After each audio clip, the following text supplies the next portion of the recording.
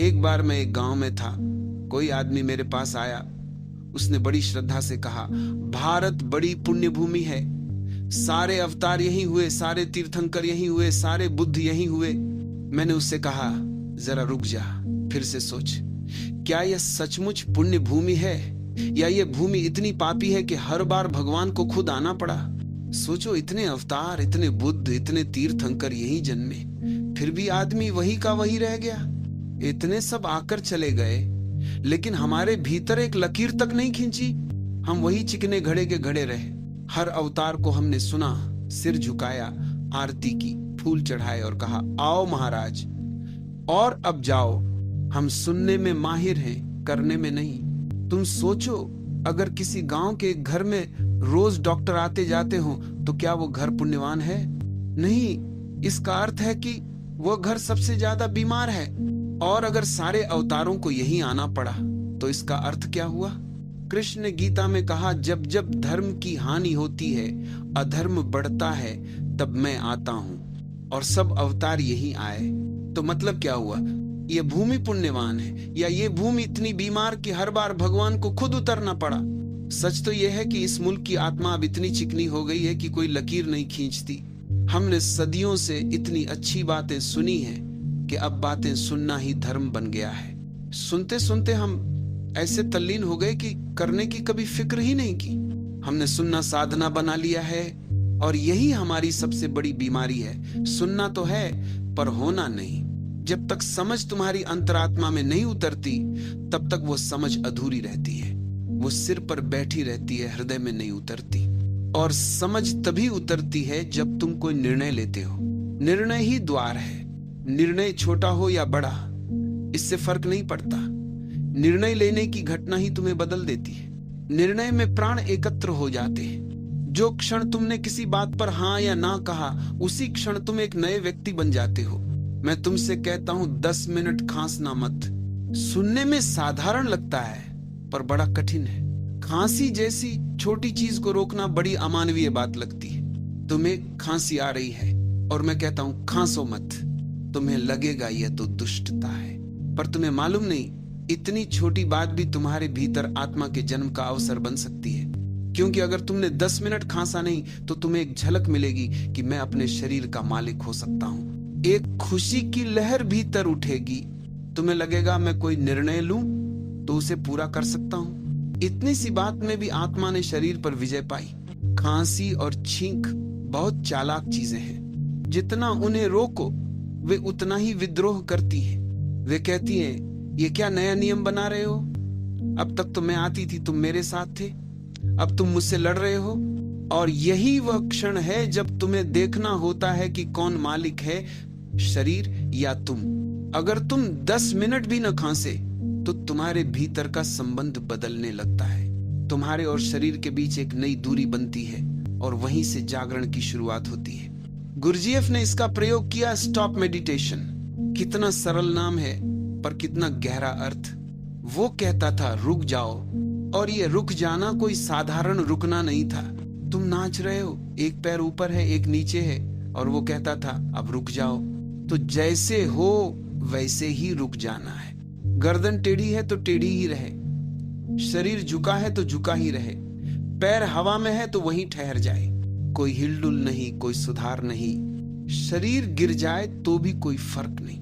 अगर गिरो तो भी उसी स्थिति में रहो, क्योंकि वहीं एक द्वार खुलता है जहां शरीर अपनी चाल से चल रहा होता है और तुम भीतर से कह रहे होते हो, अब मैं मालिक हूं। लेकिन आदमी बड़ा चालाक है। वह धीरे से पैर नीचे रख लेता है और खुद को कहता है, कौन देख रहा है? कोई नहीं देख रहा, पर तुम खुद देख रहे हो। तुमने मौका खो दिया। तुमने शरीर को जीतने का अवसर गंवा दिया। तुमने आत्मा की जीत को स्थगित कर दिया। गुरजीएफ कहता था, अगर तुम उस क्षण ईमानदार रहो और शरीर को वहीं रहने दो जैसे वह था, तो उसी पल आत्मा का जन्म होता है। क्योंकि उसी पल पहली बार शरीर और आत्मा अलग हो जाते हैं। तुम पहली बार जान पाते हो कि तुम शरीर नहीं हो। तुम देख सकते हो कि शरीर थक गया है, गिर रहा है, कांप रहा है, पर तुम भीतर अचल हो। तुम भीतर साक्षी हो। निर्णय का अर्थ है अपने भीतर के साक्षी को जगा देना, और यही पहला कदम है ध्यान का। यही पहला कदम है क्रांति का। याद रखना, बहुत छोटे छोटे निर्णय भी जीवन में अद्भुत परिणाम लाते हैं। बात निर्णय की है, बात डिसिसिवनेस की है, निर्णायकता की है। बात यह नहीं कि निर्णय बड़ा था या छोटा। जब भी मन निर्णायक होता है, ऊर्जा एक दिशा में प्रवाहित होती है और वही दिशा फिर तुम्हें गहराई में ले जाती है। जो अनिर्णय में जीता है उसकी ऊर्जा चारों दिशाओं में बिखर जाती है और फिर जीवन एक बिखराव बन जाता है, केंद्र नहीं रह जाता। इसलिए जो मैं कह रहा हूं उसे सिर्फ सुनना मत, थोहा प्रयोग करो, थोहा जी कर देखो। उपनिषद कोई दार्शनिक ग्रंथ नहीं है, वे प्रयोग की भूमि है। वे सिद्धांत नहीं सिखाते, वे परिवर्तन सिखाते हैं। वे कोई मान्यता नहीं देते, वे रूपांतरण की प्रक्रिया बताते हैं। वे तो कीमिया है, आत्मा को शीशे से सोना बनाने की कला। वे सूत्र हैं जिनसे नया मनुष्य जन्म ले सकता है। लेकिन कठिनाई यही है कि कोई दूसरा मूर्तिकार नहीं आएगा, न कोई गुरु छैनी लेकर आएगा, न कोई भगवान हथौड़ी लेकर। तुम ही पत्थर हो, तुम ही मूर्तिकार हो, तुम ही छैनी हथौड़ी हो। तीनों भूमिकाएं तुम्हें ही निभानी है। अपने ही भीतर के पत्थर को अपने ही संकल्प की हथौड़ी से, अपनी ही समझ की छैनी से तराशना है। अपने भीतर से ही सुंदर को, छिपे हुए देवता को बाहर लाना है। और याद रखना, इसमें क्षण भर का भी स्थगन सदा का स्थगन बन जाता है। जिसने कहा कल करूंगा वह कभी नहीं करता। जो कह दे कभी नहीं करूंगा वो भी ठीक है, क्योंकि उसने कम से कम निर्णय तो किया। निर्णय हमेशा शक्ति लाता है, अनिर्णय हमेशा दुर्बलता। मैंने कुछ मित्रों से कहा, तुम बस यह तय कर लो कि सन्यास कभी नहीं लोगे, कभी नहीं, तो भी कुछ तो बदलेगा, कुछ तो घटेगा, क्योंकि तुमने एक स्पष्टता को जन्म दिया। और अगर कहो लेंगे तो भी ठीक, लेकिन ये सोचेंगे, देखेंगे, फिर करेंगे, यही बीमारी है। यही इंडिसिसिवनेस, यही धुंध है जिसमें आदमी जीवन भर भटकता रहता है। जीवन कोई प्रयोगशाला नहीं जहां हर कदम पर देखते हैं कहा जाए। जीवन प्रयोग है, छलांग लगानी होती है, गहराई में उतरना होता है। संन्यास एक निर्णय है, कोई वस्त्र नहीं, वो एक संकल्प है भीतर की दिशा बदलने का। लोग पूछते हैं गेरुआ पहनने से क्या होगा? मैं कहता हूं कुछ भी नहीं होगा। फिर भी 3 महीने पहन कर देखो। वे कहते हैं लोग हंसेंगे। मैं कहता हूं तो बस वही बहुत होगा। अगर तुम 3 महीने तक लोगों के हंसने को सह सको तो तुम बदल जाओगे, क्योंकि जो लोगों की हंसी से डर गया वो जीवन से डर गया, और जो लोगों के विचारों से मुक्त हो गया वही पहली बार स्वतंत्र हुआ। लोग कहते हैं बाहर बदलने से क्या होगा, भीतर बदलना चाहिए। मैं उनसे कहता हूं बाहर बदलने की हिम्मत तो पहले पैदा करो, भीतर की बात फिर करना। कपड़े बदलने में ही पसीना छूटता है और तुम कहते हो भीतर बदलना चाहते हो। भीतर तो बहुत दूर है, वहां तक तो वे पहुंचते हैं जो बाहर बदलने से भी नहीं डरते। हमारी बड़ी कला है अपने को धोखा देना। दूसरों को धोखा देना उतना खतरनाक नहीं, खुद को देना विनाशकारी है। जो आदमी खुद को धोखा देता है उसके लिए कोई रास्ता नहीं बचता। वो अपने ही विरुद्ध काम करता है, वो अपने ही भीतर दीवारें खड़ी करता है। धार्मिक वही है जो खुद से ईमानदार है, जो अपने से छल नहीं करता, वही ईश्वर के द्वार पर पहुंच सकता है। बाकी सब धर्म, बाकी सब व्रत, बाकी सब पूजा पाठ सब दिखावे हैं। निर्णय चाहिए, स्पष्टता चाहिए, ईमानदारी चाहिए, और फिर देखना वही छोटा सा निर्णय तुम्हें नए जन्म की दिशा दे देगा। निर्णय का अर्थ समझो। निर्णय का अर्थ यह नहीं कि तुमने किसी बात को ठान लिया जिद की तरह। निर्णय का अर्थ है तुमने अपने भीतर एक स्पष्टता पाई है, एक दिशा जानी है। निर्णय कोई संघर्ष नहीं, कोई दबाव नहीं। निर्णय तो सहज प्रवाह है। जब समझ साफ हो जाती है तो निर्णय अपने आप घटता है। देखो, नदी बहती है, उसे यह सोचना नहीं पड़ता कि समुद्र तक पहुंचना है या नहीं। नदी का निर्णय स्वाभाविक है, उसका अस्तित्व ही निर्णय है। निर्णय वही नहीं होता जहां भय है।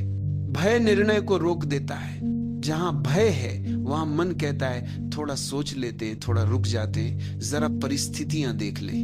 और जो जीवन को परिस्थितियों से जोड़कर देखता है वह कभी अपने भीतर की जड़ से नहीं जुड़ता।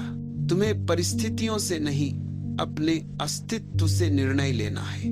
निर्णय तब होता है जब भीतर की आवाज को सुनने की कला आ जाए। वो आवाज बहुत धीमी है, बहुत मौन है।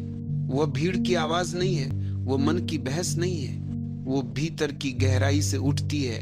जैसे किसी अंधेरी गुफा में एक दीपक धीरे धीरे जलता हो, बिना शब्द, बिना ध्वनि। वही निर्णय का जन्म स्थान है।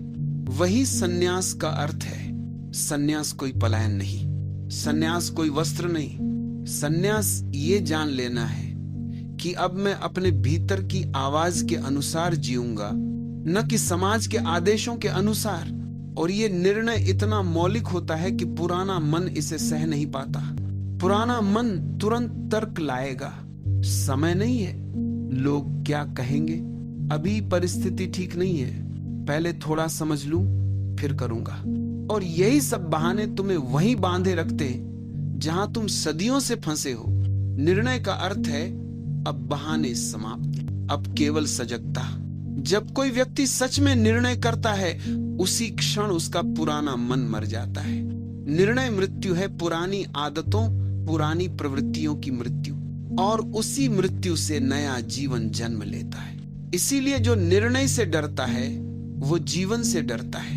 अगर कोई तुम्हें गाली दे, तुम एक झटके में आग पकड़ लेते हो, और अगर कोई तुम्हें समझाने की कोशिश करे, तुम उसमें डूबते नहीं हो। बुरा कुछ करना है तुरंत कर देते हो, अच्छा कुछ करना है सोचते ही रह जाते हो। ये मन की बड़ी चालाकी है। जो करना हो उसे तुरंत कर डालो, तभी वो होता है। क्रोधित होना हो या ध्यान करना हो, फर्क क्या पड़ता है? बुरा करने में झटपट हो जाते हो, अच्छा करने में देर लगाते हो। रुको तो अवसर निकल जाता है। वही कारण है कि जब गाली लगती है तो तुरंत उबल पड़ना जरूरी समझते हो, क्योंकि रुकोगे तो शायद कभी न कर पाओगे।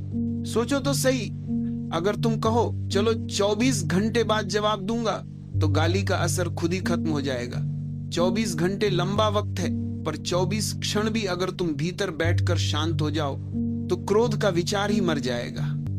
हंसी आ जाएगी, या उस आदमी की मूर्खता दिख जाएगी, या पता चल जाएगा कि वो सही भी कह रहा था, पर तुम समय नहीं खोना चाहते। जैसे ही चोट लगे आग फूट पड़ती है, पीछे जाकर पछतावा कर लेंगे, यही सोचते हो। और इसलिए तुम सभी क्रोधियों को पछताने के सिवा कुछ नहीं मिलता। पछतावा क्रोध के बाद आता है, तभी क्रोध हमेशा तुम्हें बांध कर रखेगा। पर अगर पछतावा पहले आ जाए क्रोध से पहले, तो क्रोध कभी जन्म ही नहीं लेगा। पर प्रश्न ये है, बीच की जगह कहाँ है? गाली इधर, आग उधर। उस बीच थोड़ा भी स्थान कैसे बनाए कि मैं सोच लूं, विचार कर लूं? वो जगह नहीं मिलती, क्योंकि क्रोध तुरंत फूट पड़ता है, और ध्यान के लिए भी वही कठिनाई आती है। अच्छे काम में हम समय लेते हैं, इंतजार करते हैं। बीच का जो समय है वही सब बर्बाद कर देता है। गरम लोहे पर चोट मारनी है। अगर तुम सोचते रहो कि मारूं या न मारूं, लोहे की गर्मी भी चली जाएगी और चोट का अर्थ ही मिट जाएगा। मेरे पास आज एक मित्र आए, कह रहे थे सन्यास लेना है, पर पहले और सोचना है। मैंने उनसे पूछा, तुमने जीवन में और किन किन चीजों पर इतना सोचा है कि वे हो भी गई हो? क्या तुमने बुद्धि को बाद में बढ़ते देखा है? अक्सर लोग अनुभव को बुद्धि समझ लेते हैं, पर अनुभव भंडार है, बुद्धि उसका उपयोग है। बच्चे के पास संग्रह कम होगा, पर बुद्धि ज्यादा हो सकती है। तुम सोचते हो कि और थोड़ा सोचोगे तो बुद्धि बढ़ जाएगी, और क्या सच में बढ़ेगी? शायद बस वातावरण का असर है। किसी ऊंची चोटी पर खड़े होकर उठा हुआ भाव है, बस उतना ही। नीचे उतरते उतरते वो सब गायब हो जाता है। माउंट आबू से नीचे उतरते उतरते वही विचार भी उतर जाएगा। तुम्हारा मन अक्सर बहाना ढूंढ लेता है, थोड़ा वक्त चाहिए। क्यों? ताकि प्रभाव कम हो जाए, और वही 1% जो तुम्हें रोक रहा है वो बड़ा काम कर देता है। जब 99% तैयार है और 1% नहीं, तो तुम सोचते हो कि 99% जीत जाएगा। पर हकीकत यह है कि तुम उस 1% के साथ निर्णय ले रहे हो। निर्णय ही तो लेना है ना।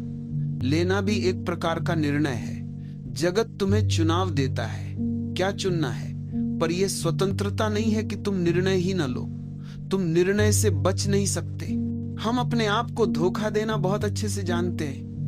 बार बार सुनते, समझते रहो और वैसे ही रह जाओ। फिर घड़ा चिकना हो जाता है, सब कुछ उस पर फिसलने लगता है। जितनी बार तुम अच्छी बातें सुनकर भी नहीं बदलते, उतनी ही अधिक फिसलन बनती जाती है। इसलिए अगर सुन रहे हो तो साहस करो, समझ में आए तो उसे भीतर उतार कर जियो। जब समझ श्वास श्वास में न समा जाए, उसका कोई अर्थ नहीं रह जाता। असली माप यह है कि तुम अपने जीवन में अच्छी बातें कर सकते हो या नहीं। भाषणों और मंत्रों का ढेर लगाना कोई कठिन काम नहीं। असली काम है कि वे बातें तुम्हारे अस्तित्व में उतरे। तुम कहते हो कि क्रोध पल में फूटता है, पर वही पल तुम्हें आजीवन बांध ले सकता है। थोड़ी सी जगह बनाओ, क्रोध कठिन हो जाएगा। ध्यान में भी वही जगह बनानी होगी, पर ध्यान मुश्किल इसलिए भी है कि तुम्हारा स्वभाव तत्काल निर्णयों का नहीं है। पर ध्यान वही सिखाता है, गर्म लोहे पर जब चोट मारनी हो मारो, और जहां सोच समझकर काम करना हो वहां समय लो, पर झूठी बहानेबाजी मत करो। संन्यास का निर्णय हो तो वह आज लिया जा सकता है, और यदि न लो तो वह भी निर्णय है, स्वीकार करो। जिन बातों को बार बार सुनकर भी तुम वैसे ही रहते हो, उनसे सावधान रहो। अच्छा है, कभी कभी कुछ सुनना ही छोड़ दो, पर जब सुनो तो संकल्प करो, परिवर्तन के साथ जियो। तब समझ केवल शब्द नहीं रहेगी, वह जीवन बन जाएगी। और जब जीवन बन गई तब पछतावा पहले नहीं आएगा। जब पछतावा पहले आ जाएगा, क्रोध का बीज ही नहीं बनेगा। समझना और जीना यही अंतर है। मैं कहता हूं, छोटे निर्णयों से शुरुआत करो। सुबह जल्दी उठने का निर्णय करो, और फिर देखो मन कितने बहाने बनाएगा। तुम देखोगे ये केवल नींद का प्रश्न नहीं है, ये सजगता का प्रश्न है। अगर तुम छोटे निर्णयों में भी सजग रह सको तो बड़े निर्णय अपने आप घटने लगते हैं। निर्णय कोई कार्य नहीं, एक दृष्टि है। निर्णय का अर्थ यह नहीं कि तुमने कुछ कर दिया। निर्णय का अर्थ है कि अब तुम भीतर से स्पष्ट हो गए। अस्पष्टता समाप्त, भ्रम समाप्त। अब तुम जो भी करोगे उसमें पूरा मन, पूरा प्राण, पूरी उपस्थिति होगी, और वही उपस्थिति परिवर्तन लाती है। तुम्हारे हर कर्म में अगर पूर्णता आ जाए तो वही ध्यान बन जाता है। फिर साधना कोई और नहीं, तुम्हारा जीवन ही साधना बन जाता है। लोग सोचते हैं कि आत्मज्ञान कोई बहुत ऊंचा पर्वत है। नहीं, वह तो छोटी छोटी निर्णायक सजगताओं का परिणाम है। जो व्यक्ति बार बार अपने भीतर साफ निर्णय करता है, वो धीरे धीरे उस बिंदु तक पहुंच जाता है जहां कोई निर्णय बाकी नहीं रह जाता।